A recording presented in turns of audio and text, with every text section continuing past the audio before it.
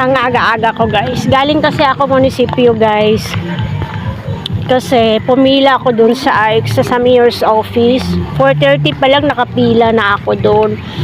Kasi yung kapatid ko na panganay may cancer. So may pila doon sa mga ayuda sa may cancer. Just imagine guys, sabi kasi ng kapatid ko before 6 o'clock andun na ako. Kaya pumunta ako mga 4:30 ako dumating doon guys, nakapila na ako. Pagdating ko 4:30 cut off na. Tapos nagtanong ako sa guard kung kailan ang next pila, di pa malaman. Kaya ang hirap, wala man lang silang abiso na next pila na lang kayo or may next number, pila kayo bukas or ano. Kasi pumila yung kapatid ko nung February 4, wala din. Nagtanong-tanong na lang din daw siya, may pila din sa February 10. Kaya bumalik ako kasi yung kapatid ko may trabaho din. Stage 4 siya. Kaya pumila ako 4:30 guys. Wala, cut off na. Ang daming tao, sobra. Sabi ko mahirap talagang pumila. Pero pagtiyagaan na lang. Magtanong-tanong na lang. So maaga pa naman guys. Kaya naglakad-lakad lang ako.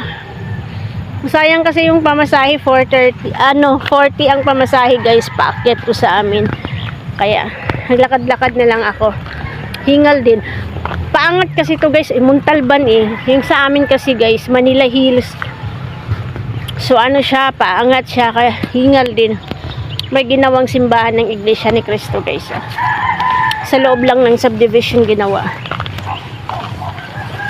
Kaya na-frustrate ako pumila doon kasi yung kapatid ko pumila na din doon, hindi siya nakakuha. Tapos bumalik na naman ako ngayon. Ang hirap no? Ang hirap talaga pag may cancer. Kaya sabi ko, tiyagaan ko na lang kasi may kakilala naman ako din na tiyagaan ko na lang magtanong-tanong. Balik na lang ako dito doon pagpila. Kasi malaking bagay din yun makakuha man lang ng tulong para sa chemo. Kasi yung kapatid ko kasi guys, ano siya, may soft chemo siya every month. Parang yun na yung pinaka-maintenance niya guys. Pero humihingi naman siya ng tulong sa mga government. May nakukuha naman siya. Pero yun nga lang kasi kumbaga maintenance niya yun. Kumbaga pinaka-maintenance niya yun guys, yung soft chemo ang tawag Kasi iba din yung hard chemo, iba yung soft chemo sa kanya. Pinakagamot niya yun guys, monthly.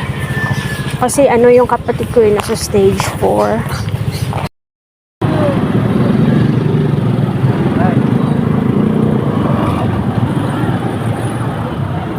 Pati mga nanay nakaano no.